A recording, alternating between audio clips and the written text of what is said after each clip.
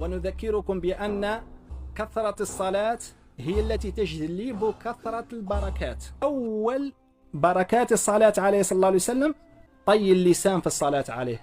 كان هناك رجل في المغرب من عارفين بالله الكبار يدعى سيدي أحمد الميمون التمكدشتي.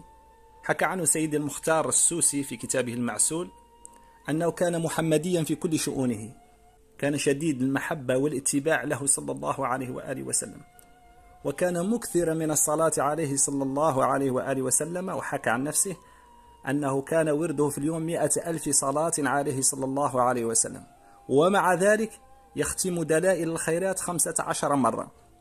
بشك أن هذا يعني يعد كرامة من كرامات طي اللسان يعني في الصلاة عليه صلى الله عليه وآله وسلم. والظاهر أنه قد بلغ هذه الرتبة من كثرة الصلاة بعد ما فتحت له الصلاة الأبواب. نعم، فالصلاة تيسر هذا الأمر شيئا فشيئا حتى يصير الإنسان من المكثرين بالمئات الآلاف، نعم، بهذا العدد.